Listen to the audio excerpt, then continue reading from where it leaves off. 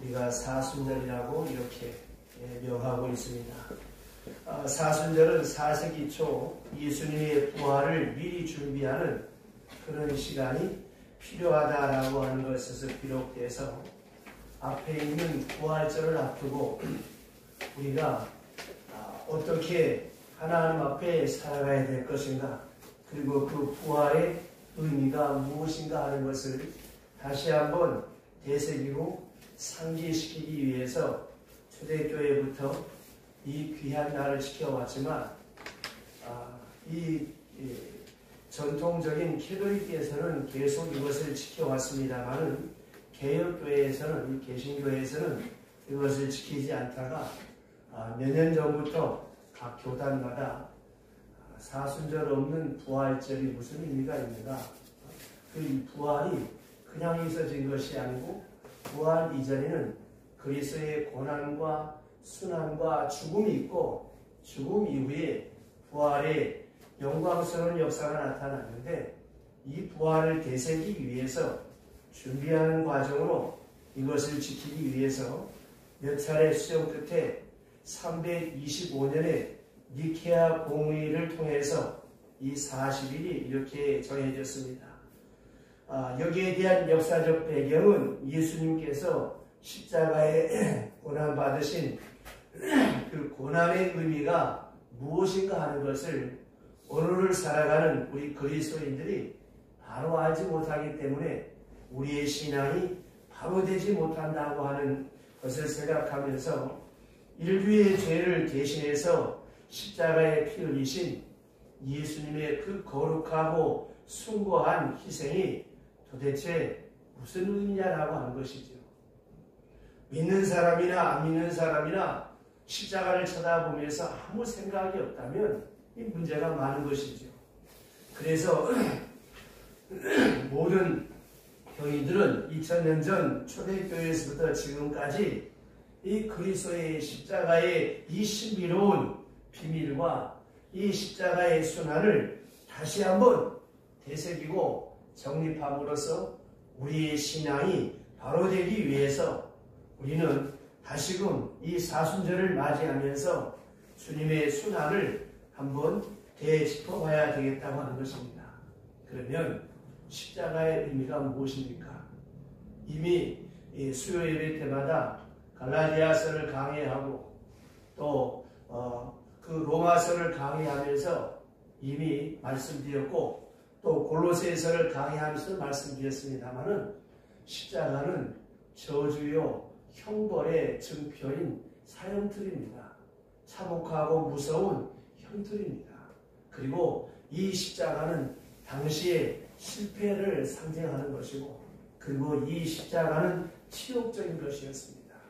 그러나 예수께서 오셔서 이 십자가를 심으로 말미암아 이 십자가의 의미는 무능한 것도 아니고 또 영원히 저주받는 형벌도 아니고, 이 십자가는 우리의 모든 죄와 허물을 대신 짊어지시고 그리스도의 뜻, 하나님의 나라를 구현하는 하나님의 뜻을 이룬 승리의 이 모습이 바로 십자가가 되었다고 하는 것입니다. 그러면 승리의 모습은 무엇이었겠습니까? 예수께서 오시기 전에 사람은 죄의 노예가 되어 살아갈 수밖에 없습니다.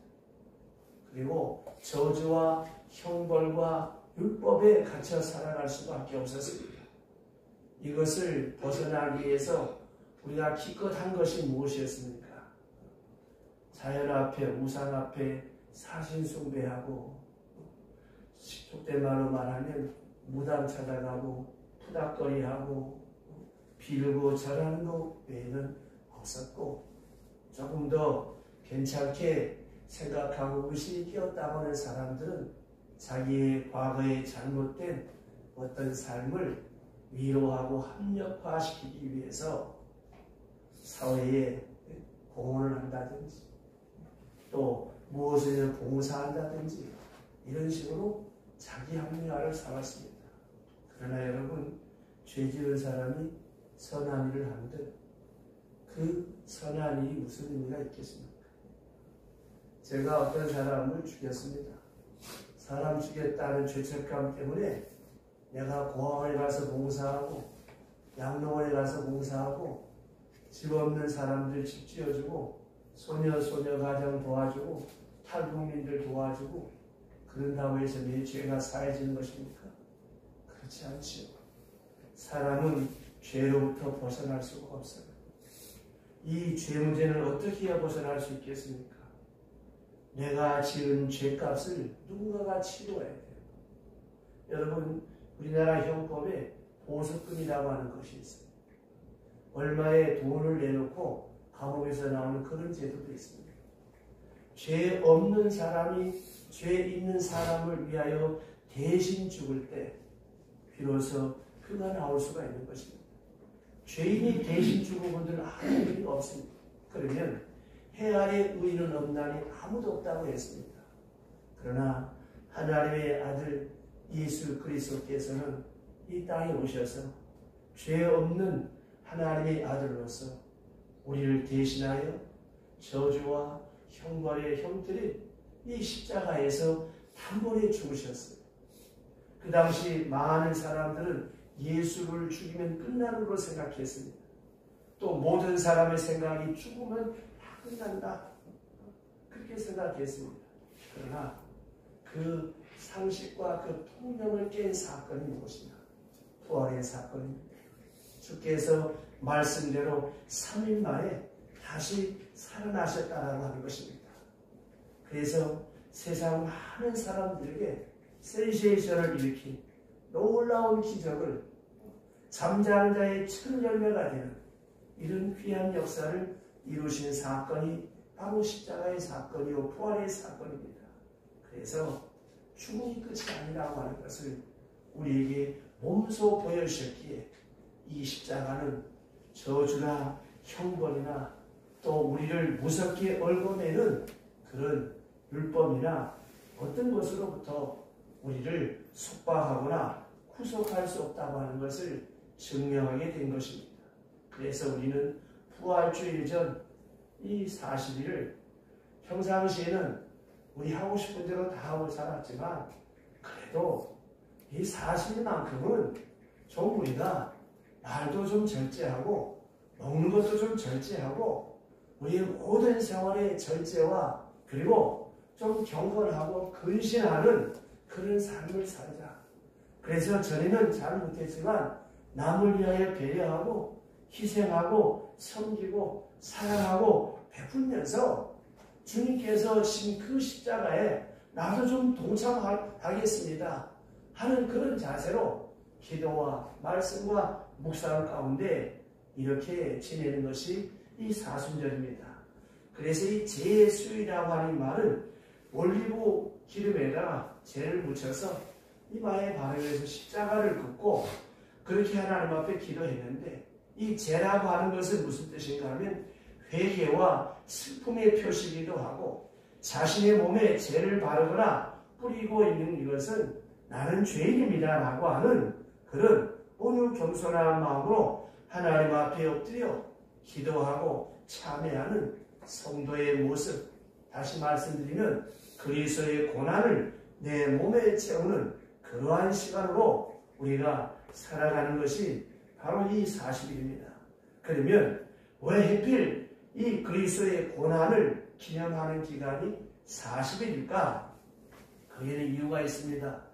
예수님께서 40일간 광야에서 금식한 사건, 노아 홍수가 40일 40주의 비기를 내렸고 모세가 십계명을 받으러 시내산에 올라가서 금식한 것이 40일, 엘리야가 호렙산에서 40일간 기도한 이런 사례 속에서 이 40일이라고 하는 숫자가 고난과 시련과 인내를 상징하기에 초대교회부터 이 40일을 이렇게 지켜왔다라고 하는 것입니다.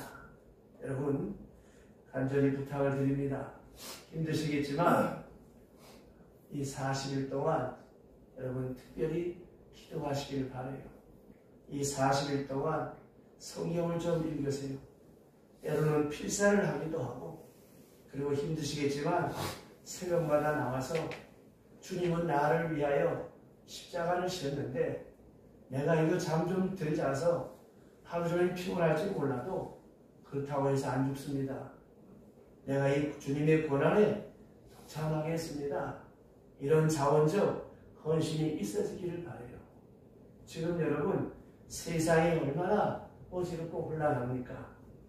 오늘은 이 3.1운동 104주년을 맞이하는 그런 주일입니다. 김인현 3월 1일 정오에 대한민국 독립을 위해서 민중들이 함께 봉기에서 일어난 만세 사건이 있었던 그날을 우리가 기억하면서 하나님 앞에 예배하는 날입니다.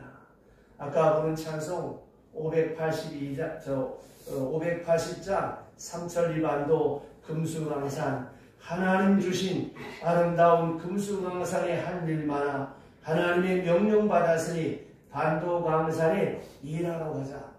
이 남궁옥 선생이 그 당시 일제항거에서 농자는 천하지 대본에 했던 우리나라 백성에게 조국을 위하여 나라의 독립을 위하여 일하러 가자고 민중들을 계몽하기 위해서 이 찬송을 쓰게 되었던 것입니다.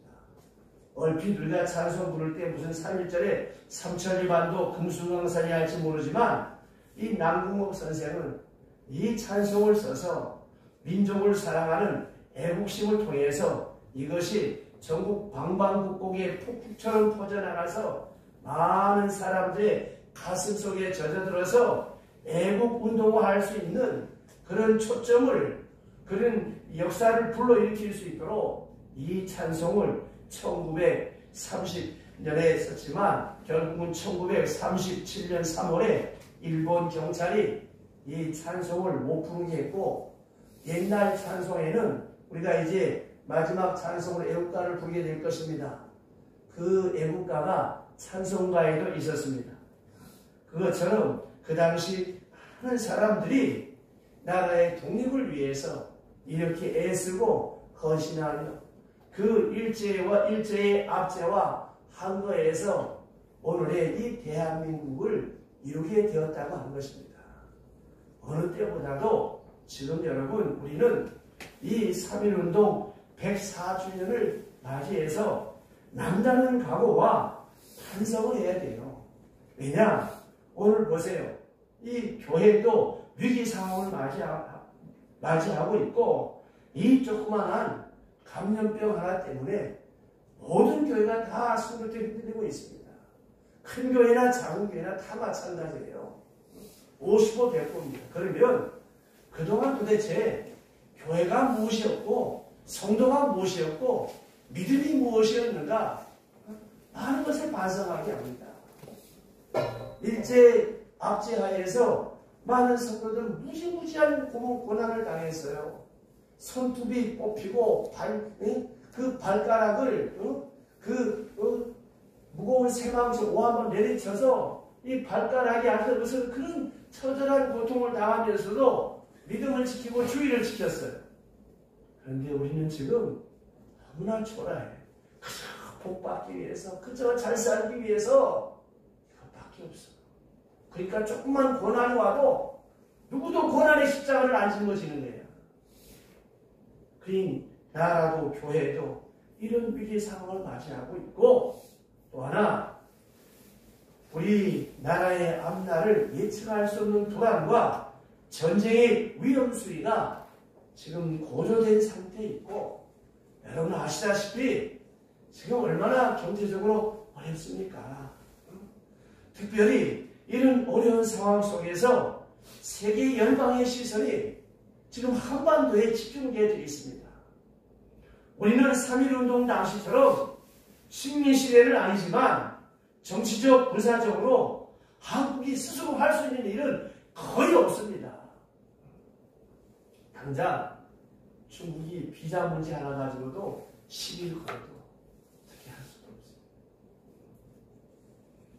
경제적으로 100년 전에 비하면 비교할 수 없을 만큼의 많은 번영과 발전을 이루고 잘 살고 있지만 점점 사는 게 더 어려워지고 있고 물질에 대한 걱정과 염려가 오히려 가중되는 이런 세상을 살고 있습니다. 그렇다고 해서 옛날처럼 독재에 대한 한글은 없지만 나라 모습이 어떻습니까? 국론이 4분 5열이 되어서 지금처럼 이렇게 처절하고 처참하고 추한 이런 정치판이 없었어요. 서로 물고 뜯고 싸우고 온갖 비난과 조소가 난무한 이런 세상을 살고 있습니다. 꼭 우리나라가 부활날에 나라를 뺏기기 전하고 거의 똑같아요. 조선왕조 500년 역사를 보세요. 오죽했으면 남인, 북인, 동인, 서인에서 이 사색 당파가 갈등에 갈등을 일으키니까 오죽하면 비빔밥을 해서 싸우지 말고 좀 하나 되자고 할 만큼 그렇게 국론이 분열되었던 것처럼 지금 그렇습니다. 총칼에 대한 위험은 없지만 핵전쟁의 고난이 우리 앞에 엄습해 있어요. 또한 사회적으로 이 나라는 혼란과 타락으로 치닫고 있습니다. 보세요. 마약이 얼마나 교묘하게 들어온다. 풍요림 속에 그걸 집어넣지 않나. 그래서 안 보이게끔 지금 얼마나 마약이 많이 퍼져 있는지 누가 고발하거나 누가 그 자립경로를 조사하지 않으면 찾아낼 수 없을 만큼 마약이 지금 온 세상에 넘쳐나고 있습니다. 이게 다 왜 그래요? 여러분 밥 먹고 살만하면 사람들이 어떻습니까? 극도의 이기적으로 자기 즐거움, 자기 만족, 육체적 향락에 도취되어지는 거예요. 우리는 잘 없어서 잘 못 살아서 그런지 몰라도 요즘 여러분 이 세상이 추적게 더럽게 지금 타락해가고 있습니다. 동성끼리 결혼을 해서 보험 수급을 받을 수 있도록 1심 법원에서는 안 된다고 기각이 됐는데 2심 법원에서는 무죄 판결하는 이런 세상이 되어버렸어요. 또 하나 더 가슴 아픈 것은 정말 국민들이 존경할 만한 그런 나라의 지도자가 보이지 않는 이런 암울한 시대를 우리가 살아가고 있습니다. 오늘 3.1 운동 정신을 기리면서 예배한 우리가 생각해야 될 것이 무엇이겠습니까? 3.1 운동은 당시 기독교가 어떤 종교였는가 하는 것을 우리에게 말씀하고 있습니다. 그 당시 기독교는 민족과 함께 운명을 같이 한 그런 종교였습니다. 말씀 중심의 신앙 공동체였다고 하는 것을 기억해야 합니다. 민족을 사랑하고 백성을 구원하는 것이 신앙생활이었습니다. 그러기 위해서는 인간적인 방법이 아니라 하나님의 능력을 구하며 말씀대로 살아가야 합니다. 이것이 신앙의 삶입니다. 여러분, 다리에서 있는 교역자가 이렇게 하시다 저렇게 하세요 하면 그 말씀대로 순종을 해야 돼. 여러분들은 너무나 순종을 잘 안 해. 여기 계신 분들 말고. 여러분, 하나님의 음성이 내 귀에 들려올 때 그 말씀을 따라 살면 범사에 유익합니다. 그러나 여러분, 내 뜻과 하나님의 뜻이 대립될 때 이 내 뜻을 쫓기가 참 어렵습니다. 내 욕망을 쫓기가 어려워요. 그러나 내 욕망을 쫓고 하나님의 뜻을 따르는 것이 믿음 생활. 아브라함은 자기의 육신적인 생각을 했으면 떠나라 할 때 안 떠났어요. 하나님 미쳤습니까? 이 좋은 땅, 이 좋은 터전, 이 상가 임대료가 얼마인데요? 지금 내 살고 있는 이 삶의 기반이 얼마나 등 따시고 배부른데요? 아니 이정표 한 장 없이 갈 바를 알지 못하고 내가 어딜 갑니까? 안 갑니다 했을 거예요. 그러나 아브라함은 그 뜻을 꺾었습니다. 그리고 이정표 한 장 없이 갈 바를 알지 못하고 정처 없이 하나님의 말씀을 따라 나섰어요. 두 번째, 그 몸이 죽은 것 같음에도 불구하고 아들을 준다 하니까 yes, okay, 아멘 하고 무려 중간에 물론 사람인지라 휘청휘청했지만 25년을 기다렸어요. 100세에 사라의 몸에 경수가 끊어졌고 자기 몸이 죽어서 생산할 능력이 없는 고목나무 같았지만 약속의 말씀을 믿고 살았습니다. 백세의 아들을 얻었어요. 또 하나 더 무섭고 힘든 것은 20아들 된 늦게 얻은 자식 이삭을 하나님 앞에 바치라 말씀하시는데 그거 여러분 꺾고 하나님 뜻 따르기가 참 어렵습니다. 여러분 자식이 있는 부모가 어디 있습니까? 그런 말이 있잖아요. 자식은 부모는 죽으면 산에 묻지만 자식은 죽고 가슴에 묻는다. 이게 부모입니다. 하나님 제가 대신 재물이 되면 안 될까요? 왜 이런 생각을 안 했겠습니까? 그 불구하고 불문곡식하고 아브라함은 그 이삭을 데리고 사흘길을 갑니다. 하루도 아니고 단번에 하라고 하겠지만 이게 시간이 가면 자꾸 사람은 인간적인 생각, 사탄의 역사로 갈등과 번뇌와 고뇌가 가중돼요. 그 3일의 미움 끊고 순종해서 그 아들을 제단에 눕히고 칼로 그 아들을 잡으려고 할 때 하나님께서 막으시면서 아브라함아 네가 독자 아들 이삭을 나보다 더 사랑하는 줄 이제서야 내가 알았다. 여러분 내 뜻 걷기가 얼마나 어렵습니까? 근데 내 뜻을 꺾고 너희는 먼저 그의 나라와 그의 의를 구하라. 그리하면 이 모든 것을 너희에게 더하시리라. 우리는 항상 말씀 중심으로 살아야 돼요. 말씀 중심으로 안 사니까 우리의 신앙이 너무나 연약한 거예요. 조그만 어려움이 있어도 조그만 불편해도 여지없이 던져버리는 거예요. 그러니까 문제가 가중될 수밖에 없어요. 그래서 그 당시 기독교는 하나님만이 민족의 희망이고 예수 그리스도만이 이 백성의 구원자이심을 믿고 선포하는 그런 삶을 살았던 종교가 기독교였습니다. 구약 성경에 느헤미야는 페르시아 왕 아닥사스 1세의 술같은 관원이었습니다. 이 직책은 지금으로 말하면 대통령 비서실장이나 수석 비서관쯤 되는 세상이 부러워하는 그런 고위 관리였습니다. 그러나 느헤미야는 자기 나라, 이 유대 백성들이 나라를 빼앗기고 그 백성들이 어려움에 처했다는 소식을 듣고 자기 자신의 지위를 포기하고 왕에게 나를 유대 총독으로 보내줄 것을 간청합니다. 그때 이 왕이 이 느헤미야를 보면서 이 페르시아 왕 아닥사스 1세가 뭐라고 생각했겠습니까? 야, 우리나라에는 왜 이런 출신이 없냐?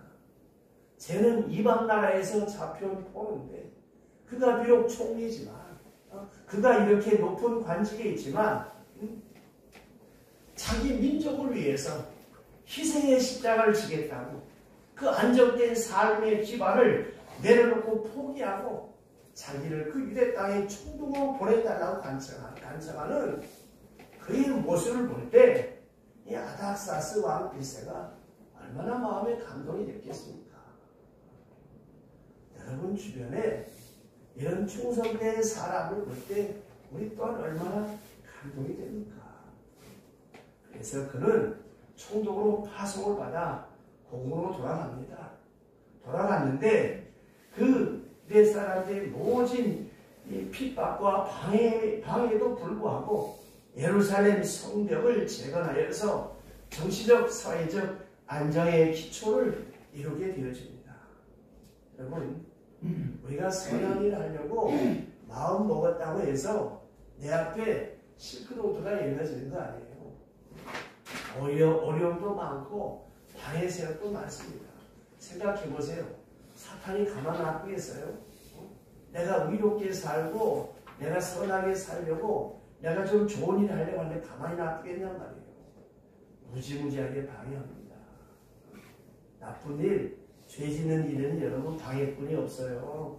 너무 잘 돼. 그걸 조심해야 됩니다. 요나가 하나님의 말씀을 거역하고 니느웨로 가라. 하나님 저 개만도 못한 놈들 저 사마리아인들 저거 벼락 맞아 죽어요. 내가 왜 갑니까? 안 갑니다. 도망갔어요. 도망가는데 세상에 1년에 배편이 한 편이나 두 편 있을까 말까 하는데 저의 찬스가 딱 맞아 떨어진 거야. 야, 이거 하나님의 뜻이다. 안 가는 하나님의 뜻이다. 그걸 자기는 하나님의 뜻인 줄 알고 순탄한 줄 알았어요. 조금 가다가 광풍이 일어납니다. 배가 뒤집어질 것 같습니다. 물건들을 다 버리고 나중에 제비를 뽑습니다. 분명히 이 배 안에 문제가 있는 사람입니다. 저 뱀이 창에 자던 그 요나를 하나님이 찾아내잖아요. 그 요나가 그걸 깨닫고 나를 바다에 던져라. 바다에 던지니까 풍랑이 잔잔해졌더라. 그건 뭘 말하는 거예요? 죄를 회개할 때, 하나님과 막혀진 장벽이나 담을 할 때 우리의 평안과 자유가 주어지는 거예요. 그래서 하나님의 은혜로 큰 고기가 이 요나를 삼켜서 다시금 니느웨에 토해내게 하잖아요. 여러분, 하나님은 절대 양보 안 해요. 나를 두들겨 패서라도 하나님의 뜻을 이룰 수밖에 없도록 나를 사랑하신 줄로 믿으시기를 바랍니다. 모진 동족들의 핍박에도 불구하고 그는 예루살렘 성벽을 재건했어요. 안 해도 돼. 누가 안 한다고 손가락질도 안 해. 그죠? 누가 알아서 하겠지. 등 따시고 배부르 편안하게 나는 수석 비서관으로 비서실장으로 왕의 신기만 거들지 않으면 돼. 이렇게 살 수도 있었어요. 그렇게 산다고 누가 소각질할 사람도 없어. 근데 그는 자기 민족을 위해서 희생의 십자가를 졌다는 것입니다. 그러면서도 한편으로 끊임없이 기도하고 하나님의 말씀을 사모하면서 그 말씀을 가지고 그 백성들을 깨우쳤다고 하는 것입니다. 여러분, 우리가 예수를 오래 믿으면 어떤 현상이 나타나야 되겠습니까? 우리 생활 속에서 예수 믿는 사람의 냄새가 나야 될 거 아니에요? 말씀이 내 생활 속에 생활화된 모습이 나타나야 될 거 아니에요? 과거에는 맨날 앉아서 뚝뚝 남 비방만 했다면 이제는 어떻게 해야 되겠어요? 덕담을 나누는 사람. 과거에는 게을러 빠지고 눈치만 보고 요령만 부렸던 사람이라면 이제는 근면하고 성실하고 정직한 사람. 옛날에 그저 나만 위했던 사람이 이제는 내 것 풀어서 어떻게 하면 저 사람을 도와줄 수 있을까? 어떻게 하면 저 사람을 행복하게 할 수 있을까? 이렇게 희생의 십자가를 져야 이게 구원받은 백성이고 하나님의 백성이지. 맨날 교회 와서 할렐루야 아멘 그런다고 되는 것이 아닙니다. 3.1운동 당시 기독교는 민족의 독립을 일깨워주고 애국가를 부르고 문화를 사랑하고 태극기와 함께 예배를 드렸습니다. 제가 부목사 시절 성동 성결교회에 있을 때 이 3.1절과 광복절에는 그 태극기를 다 나눠줬어요. 요러는 성도들. 마지막 그 축도하기 전에 애국가 부를 때 태극기를 흔들면서 3.1운동 당시 만세의 사건을 상기하는 태극기를 흔들면서 그렇게 애국가를 불렀습니다.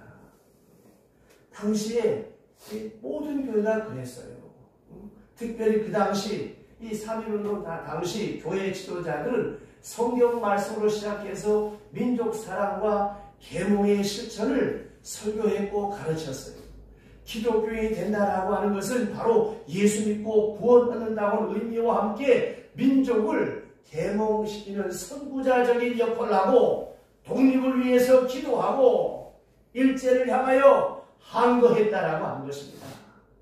3.1운동 당시 교회는 민족의 문제를 안고 함께 고민했고 민족을 위해서라면 종교도 이념도 뛰어넘어서 적극적으로 사회의 참여에 앞장섰고 민족의 독립을 위해서 그 당시 만민공동회, 독립협회, 시민회 등을 조직해서 주도적인 역할을 교회가 감당했습니다. 한국교회는 민족 독립을 위하여 조직을 만들 줄 알았고 그 조직을 주도할 만한 인물들을 키우는 그런 교회였어요. 그래서 이 3.1운동이 일본 사람들의 눈을 감추면서 성공할 수 있었던 이유가 교회를 중심으로 태극기를 만들고 모든 것을 교회 중심으로 이 운동을 시작했기 때문에 3.1운동의 거사를 일으킬 수 있었습니다. 민족 독립에 앞장서고 일제와 맞서 싸운 인물들이 다 누구냐? 기독교인입니다. 길선주, 이풍 목사님, 주기철 목사님, 손양원 목사님 말할 것도 없고 도산 안창호, 이승만, 이상재, 조만식, 서재필, 이승훈, 남구어, 윤치호 등 민족 독립을 위해서 애쓴 큰 스승들이 다 누구였느냐? 기독교인이었습니다. 모두가 기독교가 키워낸 그런 영향을 주는 사람들이었습니다. 오늘 비록 우리 교회가 이렇게 작고 또 우리의 그 연령이 장년기의 삶을 살아가지만 우리는 기도해야 됩니다. 우리 교회를 통해서 한국 교회를 통해서 느헤미야와 같은 이런 인물이 나올 수 있도록 다니엘 같은 사람이 나올 수 있도록 이사야와 같은 선자가 나올 수 있도록 예레미야와 같은 사람 모세와 여호수아 사무엘 엘리야와 같은 이런 인물들이 나올 수 있도록 우리가 기도하고 양육해야 되는 거예요. 그래야 이 교회가 여러분 이 세상을 인도할 수 있는 진리의 등대가 되어지는 것입니다. 민족사와 교회사가 둘이 아니고 하나였던 시대가 바로 3.1운동 시대였습니다. 교회 안의 인물들이 민족의 역사를 이끌어왔던 시대가 바로 3.1운동 당시였습니다. 교회의 지도자는 민족 앞에 존경을 받던 큰 스승들이었습니다. 오늘날 교회는 민족을 위한 스승을 만들지 못하고 맨 손가락질만 받고 있습니다. 왜 이렇게 됐을까요? 신앙과 애국이 별것인 것처럼 그렇게 되었기 때문입니다. 보세요. 교회는 열심히 다닌 것 같아요. 신앙적으로 모범생인 것처럼 보이는데 민족의식이나 역사의식이나 애국정신은 별 흥미가 없어요. 우리 자식들이 잘 되고 나 건강하고 우리 사업 잘 되고 그러면 생각해보세요. 무당 앞에 비는 거나 돌부처 앞에 비는 거나 선앙당에 돌 던지면 비는 거나 뭐가 다를 바가 있겠습니까? 또 하나 참 부끄러운 것은 교회는 많이 커지고 사람이 많이 모여서 유명해지고 이렇게 부흥과 성장을 이루었다고 자랑을 하면서 그런 데만 관심 있고 또 교회에서 어떤 구제한 이런 일에서 신문에 내고 생색이나 내고 신문에 홍보하는 이런 개인적 영달과 공명심으로만 가득 차 있습니다. 여러분 왜 이렇게 되어져야 되는 것이겠습니까? 물론 우리 교회가 작다고 해서 이런 소리 하는 것은 아닙니다. 생각해 보세요. 교회는 주식회사가 아니잖아요. 교회는 세상 많은 사람들을 구원하는 구원의 공동체예요.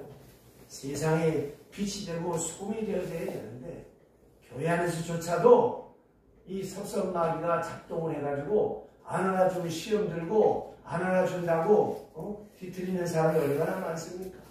그리고 도대체 그 사람의 신앙은 무엇입니까? 하나님 앞에 산다는 의미가 무엇입니까? 보이지 않는 하나님이 나의 일거수일투족을 다 살펴보고 계시는데 무엇 때문에 우리가 이름 석자를 내려고 그렇게 편해되어져야 되겠습니까? 그래서 문제인 거예요. 교회는 교인들이 세상에서 어떻게 살고 어떻게 돈 벌어야 되느냐를 가르치자. 세상에 나가서 어떻게 살든지 말든지 돈 어떻게 벌든지 말든지 그저 봉사가 열심히 하고 홀구만 많이 내면 칭찬과 박수를 치는 이런 세상이 되어버리고 말았습니다. 그러니까 이 사회는 교회가 커지는 것보다 뭘 요구하고 있습니까? 정직해질 걸 요구하고 있습니다. 부흥과 성장의 결과보다는 뭐예요?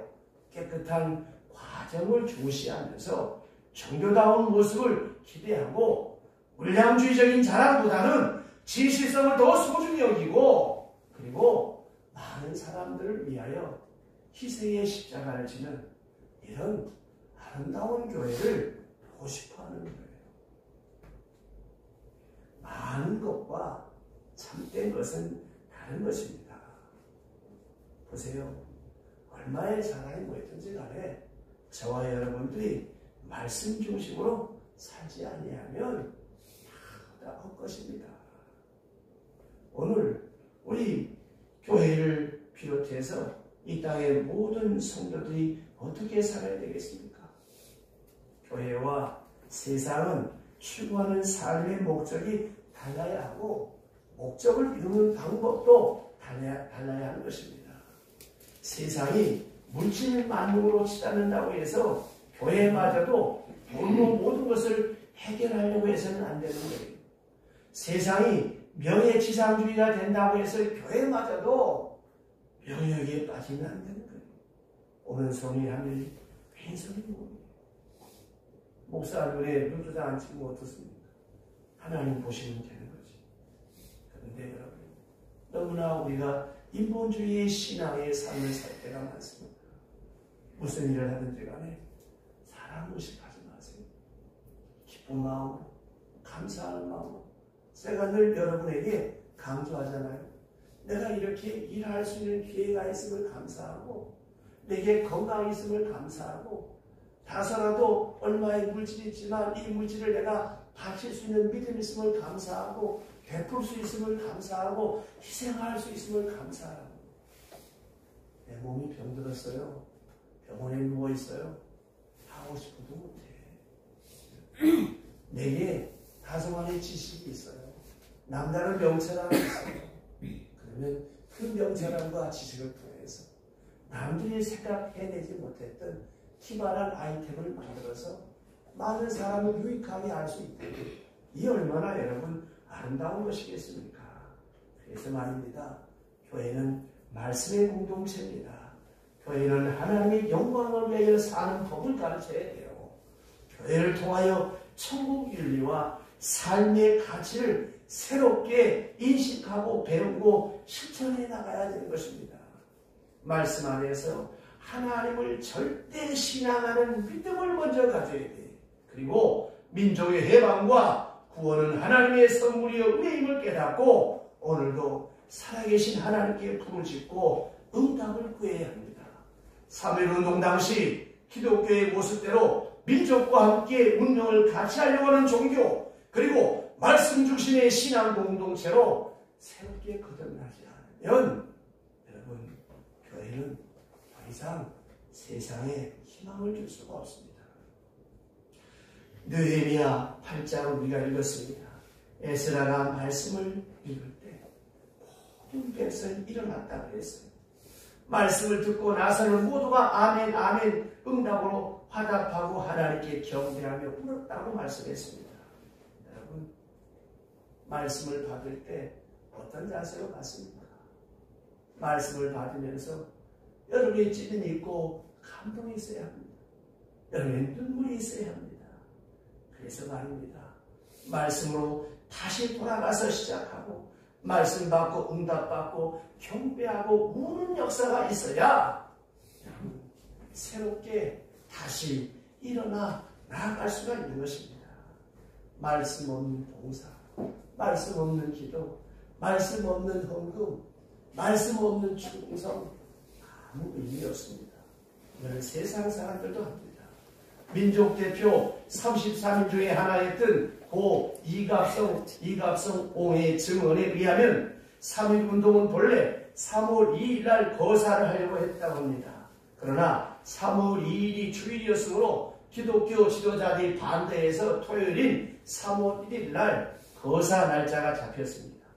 3월 1일 날 거사를 해도 어차피 2일이 주일이니까 주일 성수가 불가능해집니다만은 그래도 불구하고 당시 교회는 주일을 하나님의 날로 철저히 구별하려고 했습니다.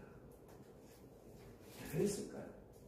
주일은 하나님이 우리에게 주신 소중한 날이기, 거룩한 날이기, 민족적 거사를 앞두고도 이 주일을 하나님의 날로 철저하게 구별했다는 것입니다.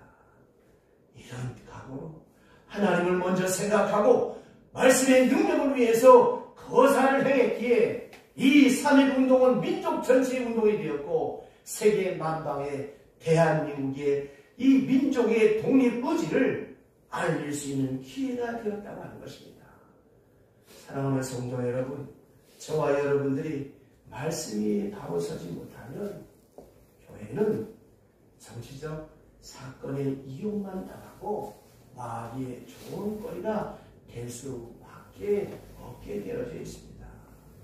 좋은 예가 독일 통일 당시 동독의 민주혁명은 교회 중심으로 전개되었습니다.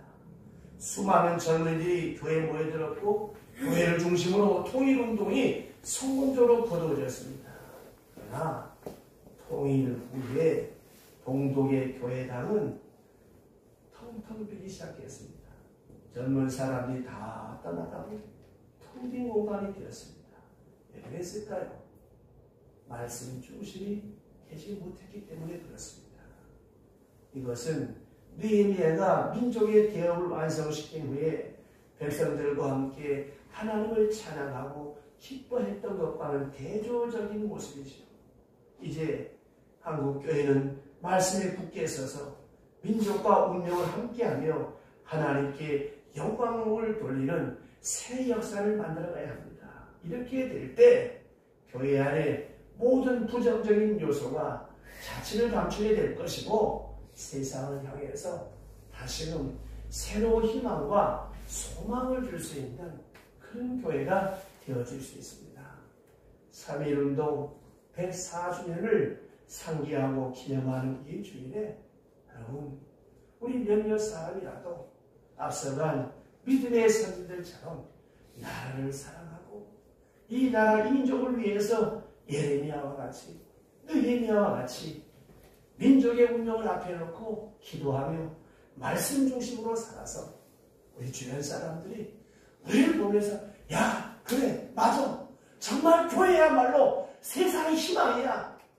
이런 감동을 줄 수 있는 성도가 되시기를 주의 이름으로 축원합니다. 기도하겠습니다. 하나님 아버지,